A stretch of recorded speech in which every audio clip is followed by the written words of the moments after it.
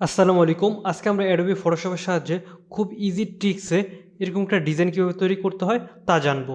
তাহলে শুরু করা যাক। এটা হচ্ছে আমাদের র ইমেজ। তো এই ইমেজটা ডাউনলোড করার লিঙ্ক আমি ডিসক্রিপশন বক্সে দিয়ে দিব। আপনারা কিন্তু এই ডিজাইনটা প্র্যাকটিস করার জন্য এই ইমেজটাকে ওইখান থেকে ডাউনলোড করে ব্যবহার করতে পারবেন। তো সর্বপ্রথম আমি কিবোর্ড থেকে কন্ট্রোল জে দিয়ে একটি লেয়ার কপি করে নিতেছি। তো কপি করার পর আমরা এখান থেকে হিউ স্যাচুরেশনে চলে যাব। তো হিউ স্যাচুরেশনে আসার পর আমরা এখান থেকে স্যাচুরেশনটাকে মাইনাস করে দিব। ওকে, মাইনাস করে দিয়ে আমি এটাকে কেটে দিয়েছি।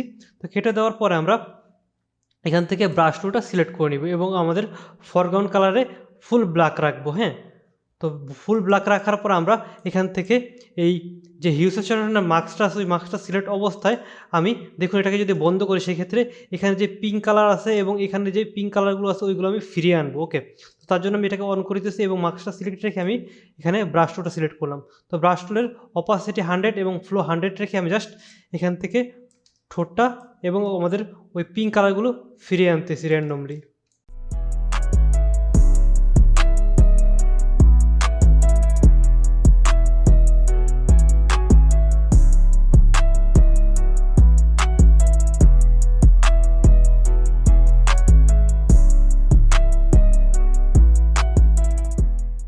আমরা কিন্তু মেইন ইমেজ থেকে আমাদের ঠোঁটের কালার এবং হচ্ছে আমাদের এই ব্যানের কালারটা কিন্তু এখান থেকে ফিরিয়ে আনছি। তো আনার পর আমাদের হিউ স্যাচুরেশনের লেয়ারটা সিলেক্ট করে কন্ট্রোল ই দিয়ে লেয়ার 1 এর সাথে আমি মার্চ করে দিলাম। তো মার্চ করে দেওয়ার পর আমরা এখান থেকে টেক্সট টুলটা সিলেক্ট করে জাস্ট একটা ক্লিক করব, তাহলে কিন্তু লেখার অপশন চলে আসছে।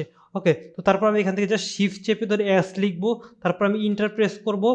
আমি এখান থেকে দিব হচ্ছে শিফট চেপে এল, আবারও ইন্টার, শিফট চেপে ই, এরপরে ইন্টার, এরপর হচ্ছে শিফট চেপে ধরে এন।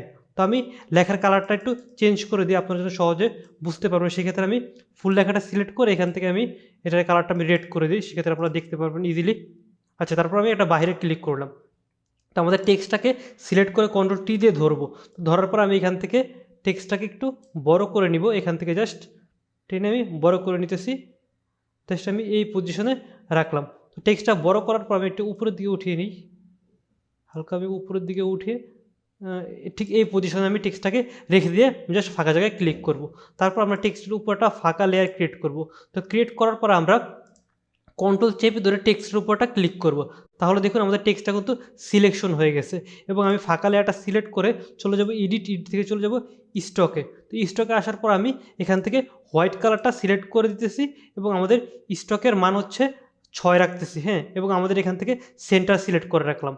হ্যাঁ, রেখে জাস্ট আমি ওকেতে ক্লিক করলাম, তাহলে কিন্তু একটা স্টক ক্রিয়েট হয়ে গেল। আমি কিবোর্ড থেকে কন্ট্রোল ডি দিয়ে সিলেক্ট করে নিলাম এবং আমাদের টেক্সটটা এখন আর প্রয়োজনে টেক্সটটা আমি এখান থেকে ফেলে দিব বা ডিলিট করে দিব। ওকে, তো ফেলে দেওয়ার পর আমরা এখান থেকে ক্লিপিং পাথ করতে হবে এখন যার জন্য আমি কিবোর্ড থেকে পি প্রেস করতেছি, এখান থেকে পেন টুল আমি সিলেক্ট করে নিলাম। তো সিলেক্ট করার পর আমি এখান থেকে জাস্ট একটা পাথ করব। দেখুন আমি যে এখান থেকে শুরু করতেছি পাথটা, ঠিক শিফট চেপে ধরে আমি এখানে ক্লিক করলাম, শিফট চেপে ধরে এখানে আমি ঠিক যেরকমভাবে পাথ করতেছি ওরকম একটা পাথ করতে হবে আপনাদেরকেও। ঠিক আছে, এখানে রেখে শিফট চেপে ধরে আমি সোজা বরাবর রেখে এরকম একটা শেপ দিলাম। শেপ দিয়ে আমি শেপটাকে দিকে দিয়ে ঘুরিয়ে ঠিক এটার সাথে জয়েন দিয়ে দিলাম। তো জয়েন দেওয়ার পর আমি কিবোর্ড থেকে কন্ট্রোল ইন্টার প্রেস করবো, তাহলে এটা সিলেকশন হবে এবং শিফট F6 মাধ্যমে আমি 0.5 ফেদার দিয়ে নিলাম। তো দেওয়ার পর আমরা এই লেয়ার 1 সিলেক্ট অবস্থা জাস্ট ডিলেট প্রেস করবো, তাহলে দেখুন এখান থেকে কিন্তু এটা ডিলেট হয়ে গেছে। আমি যদি অল্টার চেপে ধরে ক্লিক করে সেখানে দেখুন এখান থেকে কিন্তু ডিলেট হয়ে গেছে। হ্যাঁ, আমি জাস্ট ব্যাকগ্রাউন্ড লেয়ার সিলেক্ট করে একটা সলিড কালার দিতেছি, এখান থেকে সলিড কালার দিয়েছি। আমি সলিড কালারটা দিব কোনটা, এখান থেকে কালার পিক করে দিব, যে কালার পিক করে দিলাম। দেখুন এই জায়গার সাথে কিন্তু এটা মিলে গেছে। জাস্ট আমি ওকেতে ক্লিক করব, তাহলে দেখুন এটা মিলে গেছে। তো আমি তারপর লেয়ার 1 সিলেক্ট রেখে এখান থেকে ইরেজ টুল নিব। কিবোর্ড থেকে ই প্রেস করলে ইরেজ টুল চলে আসবে। দেখুন এখান থেকে আমি ইরেজ টুল সিলেক্ট করলাম এবং মাউস রাইট বাটন ক্লিক করে এখানে হার্ডনেসটা আমি 0-তে রাখবো। ওকে, তো লেয়ার 1 সিলেক্ট রেখে আমি জাস্ট হাতার দিক দিয়ে ইরেজ করে দিয়েছি। দেখুন হাতার দিক দিয়ে আমি সুন্দরভাবে ইরেজ করে দিতেছি। এটা ইরেজ করে ব্যাকগ্রাউন্ডের সাথে মিলিয়ে দিলাম। হ্যাঁ, তো মিলিয়ে দিলেই কিন্তু আমাদের মোটামুটি কাজ শেষ, আমাদের কিন্তু ডিজাইন কমপ্লিট হয়ে গেছে। হ্যাঁ, আমি জাস্ট লেয়ার 2 এবং লেয়ার 1 শিফট চেপে ধরে সিলেক্ট করে কন্ট্রোল জি দিয়ে একটা গ্রুপ করে দিলাম।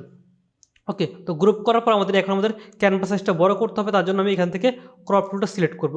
সিলেক্ট করার পর আমরা এখান থেকে রেশিও দেবো 16:9, এটা সিলেক্ট করে দেবো।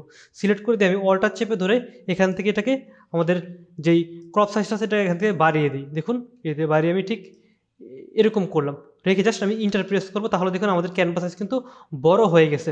ওকে, তো আমাদের কিন্তু গ্রুপ 1 যেটা আছে ওটা আমি আবারও ওপেন করে দিচ্ছি। গ্রুপ 1টা ওপেন করার পর আমাদের লেয়ার 1 সিলেক্ট রেখে আবারও ইরেজ টুলটা সিলেক্ট করতে হবে কিবোর্ড থেকে চেপে।